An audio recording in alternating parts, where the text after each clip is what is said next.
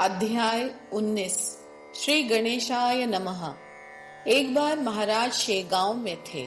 उस समय काशीनाथ गर्दे खंडेराव का पुत्र महाराज के दर्शन के लिए शेगांव आया। महाराज को देखकर वह बड़ा आनंदित हुआ। उसने समर्थ के चरणों की वंदना की और मन में विचार किया कि पिताजी ने जिस जीवन मुक्त संत के लक्षण अनुभव से लिखे हैं उनके साक्षात दर्शन हो गए हैं। मैं धन्य हूँ जो खामगांव से महाराज के दर्शन के लिए आया। तब समर्थ ने एक लीला की। उस पर कृपा करने हेतु उसकी पीठ पर धक्का दिया और बोले, जा, तेरा मनोरथ पूर्ण होगा। तार वाला तेरी राह देख रहा है। इसका क्या अर्थ है? यह रहस्य उससे सुलझा नहीं और महाराज को पूछने का साहस नहीं था, तो चरण वंदना करके खामगांव चला गया। उसे वहां पहुंचते ही तार वाले ने तार उसके हाथ में दी। कहां से आई है यह तार? वह खोलकर देखा तो पता चला कि उसकी नियुक्ति मोर्शी तालुक में मुंसिफ के रूप में की गई है। यह देखकर उसे अति आनंद हुआ और महाराज द्वारा कुहनी से धक्का देने और उनके कथन की मंशा समझ में आई। देखिए, संतों का ज्ञान कितना अगाध होता है। एक बार समर्थ गोपाल बुट्टी के आग्रह से नागपुर गए। नागपुर पूर्व काल में भोंसले राज्य की राजधानी थी। गोपाल बुट्टी का घर सीता बरडी विभाग में था। उस विशाल भवन में महाराज को ले जाकर बिठाया। उसके मन में यह इच्छा थी कि महाराज को सीता बरडी में ही रखा जाए, शेगांव न जाने दिया जाए। महाराज की कमी सबको खलने लगी। शेगांव सुना पड़ गया। सब लोग हरि पाटिल से प्रार्थना करने लगे कि महाराज को वापस लेकर आओ। आप तो गांव के अधिकारी हो। बुट्टी तो बहुत बड़ा साहूकार है। हमारी दाल उसके सामने नहीं गल सकती। इधर महाराज भी बुट्टी के घर में कुछ अप्रसन्न थे। महाराज बुट्टी से बोले, हमें शेगांव जाने दो, इस विशाल भवन में मत रखो। किंतु बुट्टी उस बात की ओर ध्यान ही नहीं देता था, टालता जाता था। वह भक्त जरूर था, किंतु उसका घमंड भी बहुत अधिक था। वह वहां पर प्रतिदिन ब्राह्मण को भोजन करवाता था। जब शेगांव के लोग वहां महाराज के दर्शन के लिए आते तो उन्हें अंदर नहीं जाने देता था, क्योंकि धनिकों के घर अनुमति बिना कोई जा नहीं पाता। शेगांव के कई लोग महाराज को लाने गए, किंतु उनका कोई उपाय नहीं चला। इधर हरि पाटिल कुछ लोगों के साथ महाराज को लाने शेगांव से निकले। उसी समय नागपुर में महाराज बुट्टी से बोले, अरे गोपाल, हरि पाटिल शेगांव से हमें लेने निकल पड़ा है। उसके यहाँ आने से पहले हमें जाने दो। यहाँ आने पर शांति नहीं रहेगी, क्योंकि वह ठहरा अधिकारी। वह बाहुबल पर ले जाएगा। हरि पाटिल वहां पहुंचे तब पहरेदार ने उन्हें रोका, किंतु उनकी परवाह न करके वह महल में प्रवेश कर गया। उसी समय भोजन के लिए ब्राह्मण भी आए हुए थे। सबके लिए चांदी की थालियां और कटोरियां रखी गई थीं। बैठने के लिए शीशम की लकड़ी के पीढ़े डाले गए थे। नाना प्रकार के पकवान व्यंजन बनाए गए थे। बीच में महाराज को पीढ़ी पर बिठाया गया था। इस प्रकार बुट्टी की धनाढ्यता स्पष्ट दिखाई दे रही थी। उस समय बुट्टी को नागपुर का कुबेर कहा जाता था। जब हरि पाटिल भवन में महाराज को लेने पहुंचे तो महाराज दौड़ते हुए उससे मिलने के लिए दरवाजे तक आए, जैसे गाय बछड़े के लिए दौड़ती है, और बोले, हरि, चलो शेगांव चलते हैं। यहाँ मुझे बिल्कुल नहीं रहना है। तुम मुझे लेने के लिए आए हो ना, यह बड़ा अच्छा हुआ। ऐसा कहकर समर्थ जाने लगे तो देखकर बुट्टी ने उनके चरण पकड़ लिए और प्रार्थना की, गुरुदेव, इस प्रकार कार्य को बीच में छोड़कर ना जाएं। दोपहर भोजन करके फिर प्रस्थान करें। और हरि पाटिल से विनय पूर्वक प्रार्थना की, आप भी प्रसाद ग्रहण करके फिर जाइए। आप ही मेरी लज्जा बचा सकते हैं। यदि समर्थ इस तरह चले गए तो सब लोग बिना भोजन किए ही चले जाएंगे और पूरे नागपुर में मेरी निंदा होगी। और प्रार्थना को स्वीकार कर महाराज भोजन होने तक वहां रुके।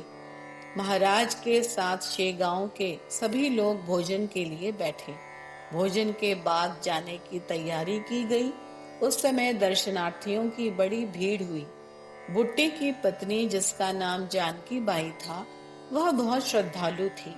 उसने महाराज के चरण पकड़कर प्रार्थना की, महाराज मेरा मनोरथ पूर्ण कीजिए। सुनकर महाराज ने उसके मस्तक पर कुमकुम तिलक किया और कहा, मैंने तेरा मनोरथ जान लिया। तुम्हें एक सद्गुणी पुत्र होगा और अंत में तुम सौभाग्यवती ही वैकुंठ को जाओगी। इस प्रकार का आशीर्वाद देकर दयाधन सीता बरडी से निकलकर रघुजी भोंसले के यहाँ जाने के लिए निकले। यह रघुजी भोंसले बड़ा ही उदार मन का राजा था। उसने उत्तम प्रकार से महाराज का सत्कार किया, वस्त्र पहनाए और उसके बाद महाराज श्री रामचंद्र का दर्शन करके हरि पाटिल के साथ शेगांव के मठ में वापस आ गए। रंगनाथ स्वामी एक प्रसिद्ध संत थे और वह शेगांव महाराज से मिलने के लिए आए थे। उन दोनों ने सांकेतिक रूप से आध्यात्म चर्चा की। माणगांव में जन्मे श्री वासुदेवानंद सरस्वती महाराज से मिलने आने वाले थे। उनके आने से पहले ही महाराज बाला भाऊ से बोले, अरे बाला, कल प्रातः मेरे एक बंधु मुझसे मिलने आ रहे हैं। उनका आदर सत्कार करना, वह बड़े ही कर्मठ हैं, इसलिए मार्ग को पूरी तरह स्वच्छ रखो। अगर कहीं भी कूड़ा करकट दिख जाए तो वह क्रोधित होंगे। अगले दिन श्री वासुदेवानंद सरस्वती मठ में पहुंचे। एक दूसरे को देखकर दोनों हंसे और दोनों को बड़ा आनंद आया। जब स्वामी मठ में पहुंचे तो गजानन महाराज पलंग पर बैठकर चुटकी बजा रहे थे। उनके आते ही चुटकी रुक गई। दोनों ने एक दूसरे को देखा तो स्वामी ने जाने की अनुमति मांगी। गजानन महाराज ने सहमति स्वरूप अपनी गर्दन हिलाई। संकेत पाकर स्वामी चले गए। स्वामी के चले जाने पर बाला भाऊ को बड़ा आश्चर्य हुआ। उसने पूछा, गुरुदेव, यह देखकर मेरे मन में शंका उत्पन्न हुई है, जिसका आप समाधान करिए। इस वासुदेवानंद का मार्ग अत्यंत भिन्न है, फिर आप इन्हें बंधु कैसे कहते हैं? यह प्रश्न सुनकर महाराज बोले, तुमने बड़ा अच्छा प्रश्न पूछा है। ईश्वर की तरफ जाने के 3 मार्ग हैं। यह तीनों मार्ग ज्ञान रूपी गांव में जाकर मिलते हैं। देखने वाले को यह तीनों भिन्न दिखाई पड़ते हैं। सुचिता, संध्या, स्नान, व्रत, अनुष्ठान तथा उपवास आदि कृत्य कर्म मार्ग के हैं। इनमें न्यूनता या अधिकता ना हो जाए, इसका हमेशा ध्यान रखना चाहिए। अब भक्ति मार्ग के लक्षण सुनो। भक्ति मार्ग का आचरण करने वाले का चित्त शुद्ध होना चाहिए। थोड़ा भी मन में मलिनता नहीं होनी चाहिए, क्योंकि अगर मन मैला हो तो भक्ति का पतन हो जाता है। सभी प्राणियों के प्रति दया भाव, भगवान के चरणों में ध्यान, श्रवण, पूजन में श्रद्धा, मुख से भगवान नाम का जाप, यह सब भक्ति मार्ग के अंग हैं। जो व्यक्ति इस मार्ग का आचरण करता है, उन्हें भगवत दर्शन होते हैं। यह अत्यंत सरल मार्ग है। दूसरे किसी मार्ग से इसकी तुलना नहीं की जा सकती, किंतु आचरण करना अत्यंत कठिन है, क्योंकि यह कर्म मार्ग से भी कठिन है। तीसरा मार्ग है योग मार्ग। उसके बारे में सुनिए। योग मार्ग का विस्तार इन दोनों से अधिक है, परंतु योग साधना के लिए बाहर से कुछ नहीं लेना पड़ता है। जो ब्रह्मांड में है वही पिंड में है। योग साधना के लिए आसन, यम, नियम, प्राणायाम, पूरक, कुंभक, रेचक, इड़ा पिंगला के भेद, धौती तथा मुद्रा, त्राटक आदि का ज्ञान होना चाहिए। कुंडलिनी तथा सुषुम्ना मार्ग, रथ चक्रों का ज्ञान योग के साधक को हो तो ही योग साधना हो सकता है। इन तीनों मार्गों का अंतिम फल ज्ञान ही है। इन तीनों मार्गों पर चलकर लक्ष्य तक पहुंचने वाले ही संत होते हैं। खामगांव के पास जलम नाम का एक गांव है। वहां पर तुलसी राम नाम का एक व्यक्ति रहता था। उसके पुत्र का नाम आत्माराम था और वह बड़ा कुशाग्र बुद्धि का था। उसे वेद अध्ययन में बड़ी श्रद्धा थी। वह वेद वेदांग के अध्ययन के लिए भागीरथी के किनारे स्थित धर्मप्रीत काशी गया। प्रतिदिन भागीरथी में स्नान करता, भिक्षा से प्राप्त अन्न का सेवन करता। आत्माराम विवेक संपन्न व्यक्ति था। वह विद्या अध्ययन पूर्ण कर अपने देश लौट आया। आते ही वह शेगांव में महाराज के पास अपनी उपस्थिति जताने के लिए आया। उसे बड़ा हर्ष हुआ। वह महाराज के पास बैठकर वेद संहिता का पारायण करता था। वह कहीं कहीं त्रुटि करता तो सद्गुरु तत्काल उसकी त्रुटियां सुधारते थे और आत्माराम के साथ वेद पारायण करते थे। अंत में आत्माराम महाराज के पास ही रह गया। प्रतिदिन वह सेवा के लिए आता था और एक दिन भी त्रुटि नहीं करता था। ऐसा एकनिष्ठ भक्त बन गया। महाराज जब समाधि में चले गए तब वह उनकी समाधि की पूजा अर्चना करके बिना किसी अपेक्षा के काम करता रहा। अंत में उसने अपनी संपत्ति महाराज को समर्पित की। अर्थात संपत्ति कुछ विशेष नहीं थी, थोड़ी सी जमीन और घर। यहाँ मूल्य का सवाल नहीं है, मन की उदारता और विवेक का महत्व है। बालापुर तालुक में मोर गांव नामक एक गांव है। वहां का रहने वाला मारुति एक पटवारी था। उसकी कहानी सुनिए। मारुति के खेत में एक रखवाला था और एक दिन वह गहरी नींद में सो गया।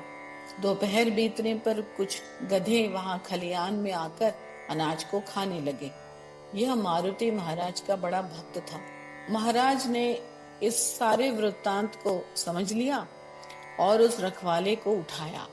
अरे जल्दी से उठो, देखो गधे ज्वार खा रहे हैं। ऐसा जोर से बोलने पर वह चौकीदार उठा और देखा कि गधे अनाज खा रहे हैं। वह बड़ा घबरा गया कि अब मालिक गुस्सा करेगा। खेत की सुरक्षा के लिए मुझे रखा है और आज तो उसका विश्वासघात हो गया। मैं सो गया और आधा अनाज गधे खा गए। अब मैं मालिक को कैसे समझाऊंगा? उसने सोचा कि मैं मालिक को सच बता दूंगा और गलती के लिए क्षमा याचना करूंगा। ऐसा सोचकर वह सुबह गांव में आया और मारुति के पैर पकड़कर कहने लगा, महाराज मुझे नींद लग गई, उसमें बड़ा अनर्थ हो गया। 10-20 गधों ने सारा अनाज खा लिया। कितना नुकसान हुआ यह चलकर देखें तो मुझे संतोष होगा। यह सुनकर मारुति ने कहा, इस समय खलियान आने के लिए मेरे पास समय नहीं है। मैं शेगांव महाराज के दर्शन के लिए जा रहा हूँ। सद्गुरु के दर्शन कर लूंगा और कल सुबह खलियान में आऊंगा, तब देखूंगा। ऐसा कहकर मारुति शेगांव आया और महाराज के दर्शन के लिए मठ में गया। उस समय सुबह के 10 बज रहे थे और महाराज अपने आसन पर बैठे हुए थे। महाराज ने उसे देखकर हंसकर कहा, अरे तुम्हारे लिए मुझे रात को परेशान होना पड़ा। तुम लोग मेरे भक्त बनते हो और मुझे काम में लगा देते हो। नौकर ऐसा रखते हो जो चौकीदारी के बजाय सो जाता है और तुम खुद सोते रहते हो। कल रात तुम्हारा चौकीदार खलियान में सो गया और गधे अनाज खाने लगे। तब मैंने उसे जगाया और अनाज की रक्षा करने के लिए कहा। सुनकर मारुति ने महाराज के चरणों पर अपना सिर रखा और कहा, भगवान हम लोगों को तो आपका ही आश्रय है। आपके सिवाय हमारा कोई नहीं है। जो कुछ भी हमारा है वह सब आपका। खेत ज्वार तथा चौकीदार केवल व्यवहार दृष्टि से है। आप तो सारे ब्रह्मांड के संरक्षक हो। माता अपने बच्चों का संरक्षण करती है। मैं आपका बालक हूँ। इसी कारण मोर गांव जाकर आपने खलियान में अनाज की रक्षा की है। स्वामी ऐसी ही कृपा आप मुझ पर सदैव रखें। मैं उस चौकीदार को नौकरी से निकाल देता हूँ। मारुति के इस प्रकार कहने पर महाराज बोले, अरे नहीं, उसे नौकरी से बिल्कुल मत निकालना। वह बड़ा वफादार है। उसने खलिहान में गधों को अनाज खाते हुए देखा तो बहुत दुखी हुआ, और सुबह डरते डरते वह तुम्हें सारी बात बताने के लिए आया भी था। और तुमने कहा कि शेगांव से आने पर खलिहान आऊंगा। यह सुनकर मारुति को बहुत संतोष हुआ। देखा श्रोताओं, संत अंतर्ज्ञान से सब कुछ जान जाते हैं। बालापुर में एक घटना घटी, वह सुनिए। बालापुर में बंसीलाल सुखलाल की एक बैठक थी। उसके सामने महाराज आनंद पूर्वक बैठे थे। महाराज दिगंबर अवस्था में थे। श्रद्धालु उनको नमस्कार करके आगे जा रहे थे। वह प्रमुख मार्ग था, बाजार भी वहीं पर था। उस मार्ग से एक पुलिस हवलदार भी जा रहा था। उसका नाम था नारायण। समर्थ को देखकर उसका सिर चकरा गया और कहने लगा, नंगा धूर्त बैठा है, यह साधु नहीं, जानबूझकर रास्ते के बीच में बैठा है। ऐसा कहकर वह महाराज के पास गया और आए बाएं बकने लगा। नंगे बैठे हो, तुम्हें लज्जा नहीं आती? इसका मजा मैं दिखाता हूँ, कहकर महाराज को छड़ी से पीटने लगा। छड़ी मारने के निशान पेट और पीठ पर आए, लेकिन वह हवालदार मारने से नहीं रुका। यह देखकर एक गृहस्थ दौड़कर वहां आया, जिसका नाम हुंडी राम था। उसकी दुकान भी वहीं थी। वह कहने लगा, हवालदार, बिना काम के सत्पुरुष पर हाथ उठाना ठीक नहीं है। इस पर थोड़ा विचार करो। संतों का संरक्षण स्वयं भगवान विष्णु करते हैं। क्या तुम्हें मार के चिन्ह दिखाई नहीं पड़ते? इस कृत्य से ऐसा लगता है कि तुम्हारा अंत समय आ गया है। आज जो कुछ तुमने किया है वो ठीक नहीं है। अब तुम क्षमा प्रार्थना करो। तब हवालदार ने उत्तर दिया कि क्षमा याचना की कोई आवश्यकता नहीं है। यह नंगा धूर्त बीच बाजार में बैठकर मुझसे बातें कर रहा है। ऐसे ढोंगी को तो ईश्वर भी क्षमा नहीं करेंगे। उसने साधु का अपमान किया और वह हवालदार बालापुर में मृत्यु को प्राप्त हुआ। इतना ही नहीं, उसके प्रियजन भी उसी वर्ष काल के ग्रास बन गए। इसलिए साधु की पहचान करके हमेशा संभल कर व्यवहार करना चाहिए। प्रवरा नदी के किनारे संगमनेर नामक एक नगर है, जो बहुत ही सुंदर है। यहाँ पर अनंत नाम का एक कवि था और झाकड़ी नाम का एक ब्राह्मण रहता था। वह गांव-गांव घूमकर अपना पेट पालता था। एक बार वह घूमते घूमते शेगांव आया और समर्थ के दर्शन के लिए मठ में गया।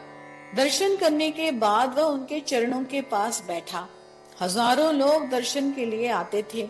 कोई ब्राह्मण भोजन कराकर, कोई शक्कर बांटकर संकल्प पूरा करते थे। यह देखकर हरि अपने मन में सोचने लगा, यह ज्ञान सागर है। इनके चरणों के सानिध्य में आकर मुझे विमुख जाना पड़ेगा, क्योंकि मेरा भाग्य मेरा साथ नहीं देता है। आज भोजन मिल गया, कल क्या होगा भरोसा नहीं है। ऐसे ही अवस्था में आज तक मेरा जीवन बीतता आया है। मेरे पास धन संग्रह नहीं है, खेती बाड़ी या बगीचे नहीं है। मैं तो विद्वान भी नहीं हूँ जो मुझे कोई अपनी कन्या दे। हे गजानन स्वामी, सच्चिदानंद, दयानंद, मेरे जीवन में सुख की कमी है, उसे आप पूरा करिए। पहले मुझे अच्छी पत्नी मिले, बाद में उससे बाल बच्चे हों और वह सब आज्ञाकारी हो। ऐसी इच्छा करते ही महाराज ने उसके मुंह पर थूक दिया। लोग मेरे पास संसार छूटने पर आते हैं और यह यहाँ आकर संसार सुख मांग रहा है, इसलिए इसके मुंह पर थूकना पड़ा। बाद में उन्होंने उससे कहा, तुमने जो भी इच्छा की वह सब तुम्हें प्राप्त होगी। थोड़ा धन संग्रह करो, पुत्र पौत्र होंगे। अब घर जाओ, अपना घर बसाओ और संसार में परमेश्वर को स्मरण रखो, उसको भूलो मत। ऐसा कहकर प्रसाद रूप में थोड़ा धन दिया। बाद में हरि संगमनेर में सुखी संसारी हुआ। ऐसे ही रामचंद्र गोविंद नामक एक व्यक्ति थे और उनके साथ उनका सहकर्मी वासुदेव भी था। यह दोनों मुकना नदी पर आए। यह नदी सह्याद्री पहाड़ में नासिक जिले में इगतपुरी तालुक में है। यहाँ का वन्य क्षेत्र बहुत संपन्न है और सुंदर स्थल है। यहाँ पर पशु और पक्षी आराम से जंगल में विचरते हैं। फलों से लदे वृक्ष हैं। मुकना नदी की एक जलधारा को कपिला धारा कहा जाता है। भक्तगण पर्व के समय यहाँ पर स्नान करने के लिए आते हैं और आसपास के इलाकों में यह तीर्थ स्थल के रूप में प्रसिद्ध है। ऐसे ही एक त्योहार के समय रामचंद्र गोविंद यहाँ स्नान करने के लिए आए। इनको थोड़ा योग का ज्ञान भी था। वहां कुछ योगी भी आए हुए थे और रामचंद्र ने उनसे योग का रहस्य जानना चाहा। वे जिनसे भी प्रश्न करते वह उत्तर नहीं दे पा रहे थे। इससे रामचंद्र हताश हो गए। उसी समय कपिला धारा पर उन्हें एक पुरुष दिखाई पड़ा जिसका कद बहुत ऊंचा था और वह शांत मुद्रा में ध्यान की अवस्था में बैठा हुआ था। उन्हें देखकर रामचंद्र ने दंडवत प्रणाम किया। काफी समय बीत गया किंतु उस योगी ने अपने मुख से कुछ नहीं कहा। सूर्यास्त का समय हो गया था। पेट में तिल भर भी अन्न नहीं था और घर भी बहुत दूर था। इसी बीच उस योगी ने उस नदी में अपना लोटा डुबोकर उसमें जल भरकर चले गए। उन्हें देखकर रामचंद्र बोले, महाराज मेरा अंत देखोगे क्या? यदि आपको कुछ योग क्रिया का ज्ञान है तो मुझे सिखाइए। सूर्यास्त के समय उस योगी ने रामचंद्र को एक चित्रपट देखकर कहा, यह लेकर जाओ और अपना काम करो। इस पर षोडाक्षरी मंत्र लिखा है। वाणी से उसका जप करते रहना। जब से तुम्हें थोड़ा योग का ज्ञान होगा। योग मार्ग सब मार्गों में अत्यंत कठिन है। कड़ी मेहनत से तुम्हें 5-10 आसन आ जाएंगे। नेति धावती क्रियाएं करोगे तो थोड़ी ज्ञान प्राप्ति होगी। जाओ अब ज्यादा मुझसे मत पूछो। ऐसा कहकर एक लाल पत्थर उसको दिया और वह अंतर्धान हो गए। वही योगी बाद में नासिक में गोदावरी तट पर मिले, जिन्हें देखकर रामचंद्र ने चरण स्पर्श किया और पूछा, महाराज आपने इस प्रकार मेरे साथ क्यों किया? आपने मुझे क्यों टाला? आपने अपना नाम गांव कुछ नहीं बताया। सुनकर महाराज ने उत्तर दिया, अरे लाल पत्थर देकर मैंने अपना नाम तुम्हें बताया था। नर्मदा का गणपति लाल होता है। तुम मूलतः जड़ बुद्धि हो जिससे रहस्य न जान सके, इसी कारण तुम्हें पता नहीं चला। मेरा नाम गजानन है। मैं शेगांव का रहने वाला हूँ। धूमाल के घर तुम मेरे साथ चलो, वहां तुम्हें मैं फिर मिलूंगा। ऐसा कहकर महाराज अदृश्य हो गए। रामचंद्र चारों तरफ देखने लगा किंतु महाराज कहीं भी दिखाई नहीं दिए। अंत में शांत होकर धूमाल के घर आए तो देखा कि गजानन महाराज उसके घर के बरामदे में बैठे हुए हैं। तब उन्होंने मौन से ही महाराज की वंदना की और धूमाल को कपिला धारा से यहाँ तक का सारा वृत्तांत बताया।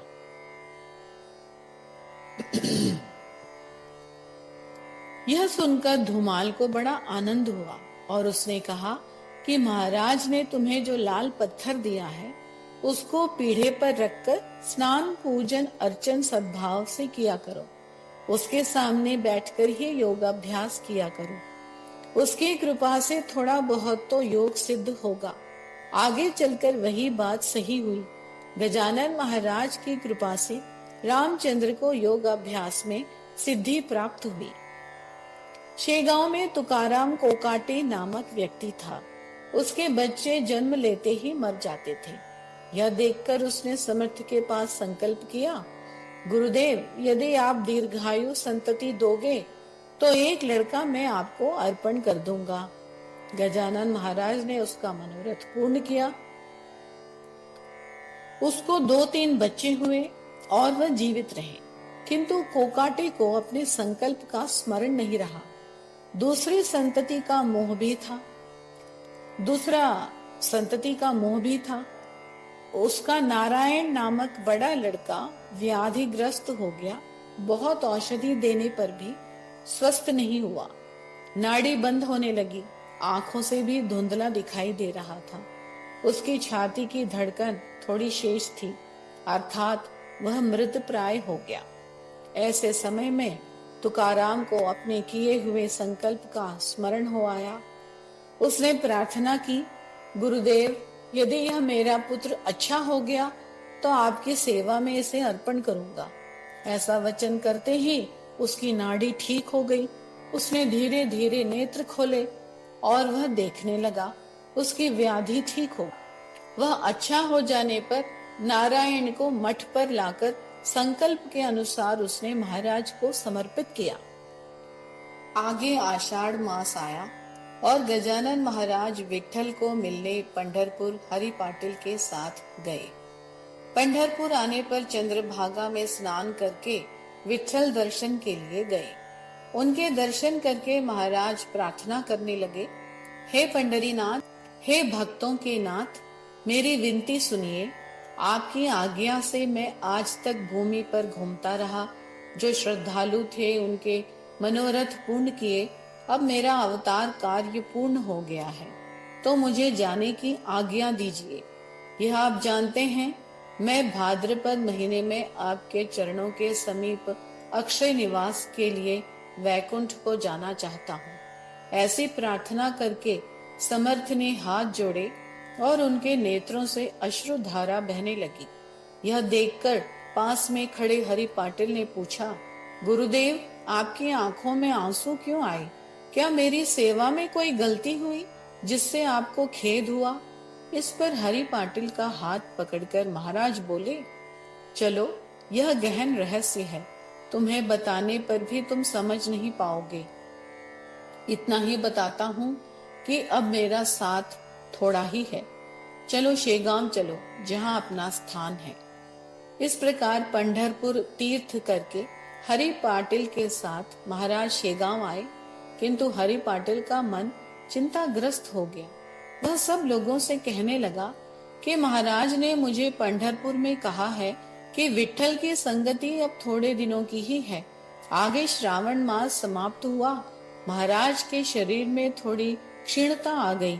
भाद्रपद महीने में महाराज ने सबसे कहा, गणेश चतुर्थी को गणपति विसर्जन के लिए सब लोग मठ में आ जाओ। गणेश पुराण में कथा है कि भाद्रपद चतुर्थी को गणपति की मूर्ति बनाकर उसकी यथाविधि पूजा अर्चना करनी चाहिए। नैवेद्य समर्पण करके दूसरे दिन उसका विसर्जन करना चाहिए। वह चतुर्थी का दिन आज आ गया है, वह संपन्न करना चाहिए। इस पार्थिव शरीर को तुम लोग आनंद पूर्वक विसर्जित करना, किंचित भी दुख न करना। मैं तुम्हारा अप्रतिम पालन करने के लिए यहीं पर हूँ। मैं तुम्हें कभी नहीं भूलूंगा। यह शरीर वस्त्र के समान है, उसे बदलना अनिवार्य है। ऐसा भगवान कृष्ण ने गीता में अर्जुन से कहा था। उसी तरह मैंने यह शरीर बदला है, यह मत भूलो। चतुर्थी का संपूर्ण दिन बड़े आनंद से बिताया। बाला भाऊ का हाथ पकड़कर अपने आसन पर बिठाकर महाराज बोले, मैं चला गया ऐसा मत समझना, मैं यहीं पर हूँ। भक्तों में भेद मत करना, मेरा विस्मरण ना करना। भाद्रपद शुक्ल पंचमी गुरुवार 1832 के प्रथम प्रहर में प्राण रोधन करके जय गजानन ऐसी ध्वनि करते हुए महापुरुष सच्चिदानंद में लीन हो गए। देह की हलचल बंद हो गई। समाधि स्थिति में देखकर लोग विह्वल हो गए। यह बात सारे गांव में फैल गई कि गजानन स्वामी समाधि में चले गए हैं। यह सुनकर स्त्री पुरुष हृदय पीट पीट कर रोने लगे। हमारा चलता फिरता श्रीहरि दीन जनों का रक्षक साक्षात्कारी चला गया। हम लोगों के सुख का निधि ज्ञान का दीपक काल रूप वायु में बुझ गया है। गजानन स्वामी समर्थ, अब हमारी रक्षा कौन करेगा? हे पुण्यशील, इतनी जल्दी आपने हमको क्यों छोड़ दिया? सारे भक्त मठ में आए। सब ने मिलकर विचार किया कि आज पंचमी का दिन है, आज स्वामी को समाधि न दी जाए। सब लोगों के दर्शन के लिए सूर्यास्त के समय तक राह देखना चाहिए। जिनके नसीब में दर्शन होंगे उसे अवश्य मिलेंगे। सब तरफ उन्होंने संदेश भेज दिया। एक विद्वान थे गोविंद शास्त्री। उन्होंने कहा कि महाराज के प्रिय भक्तों को दर्शन अवश्य मिलेंगे। तब तक महाराज मस्तक में ही प्राण रखेंगे उसको प्रमाणित करने के लिए कहीं दूर जाने की आवश्यकता नहीं है। महाराज के मस्तक पर मक्खन रखें। तदनुसार मस्तक पर मक्खन रखा गया तो वह पिघलने लगा। यह देखकर सब लोग योग बल की प्रशंसा करने लगे। तब गोविंद शास्त्री ने कहा, एक दिन की क्या बात है, यह 1 वर्ष भी इस अवस्था में रह सकते हैं। स्वामी जी के सामने 1000 तालधारी भजन करने लगे। दूर दूर के भक्तों को सूचना हो गई। भजन मंडलियां कई जगह जमा हो गए। रास्तों पर स्त्रियों ने अनेक रंगों की रंगोली बनाई। मूर्ति रथ में बिठाई गई। बड़े आनंद पूर्वक जुलूस निकाला गया। रात भर जुलूस चला, जिसका वर्णन असंभव है। जबकि भजन वाले जत्थे भजन करते हुए और विठ्ठल का जयकार करते हुए निकले। तुलसी, गुलाल, भस्म उड़ाया गया। महाराज फूलों से आच्छादित हो गए। लोग बर्फी, पेड़े प्रसाद रूप में बांट रहे थे, जिसकी कोई गणना नहीं की जा सकती। कई लोगों ने रुपए भी उछाले। इस प्रकार रात भर जुलूस निकालकर सूर्योदय के समय मठ में रथ को पहुंचाया गया। समाधि आरती उतारी गई। भक्तों ने गजानन महाराज के नाम की जय जयकार किया। जय जय गजानन, हे नर रूप धारी नारायण, अविनाशी आनंद घन जगतपति, आपकी जय हो। ऐसे भजन और जय घोष के साथ आसन पर उत्तर की ओर मुख करके उनकी मूर्ति रखी गई। शास्त्र निर्देशानुसार सबने अंतिम दर्शन किया। जय स्वामी गजानन का घोष किया। शिला को द्वार पर रखकर समाधि स्थल बंद किया गया। 10 दिन तक वहां पर आराधना की गई। असंख्य लोगों ने महाराज का प्रसाद ग्रहण किया। वस्तुतः संतों का अधिकार अत्यंत श्रेष्ठ होता है, जिसके सामने सार्वभौम राजा की भी कोई गिनती नहीं होती। यह श्री दास गणों द्वारा रचित श्री गजानन विजय ग्रंथ भक्तों को हरि भक्ति का मार्ग बताएं, उन्हें भक्ति परायण करें। शुभम भवतु। 19वां अध्याय समाप्त।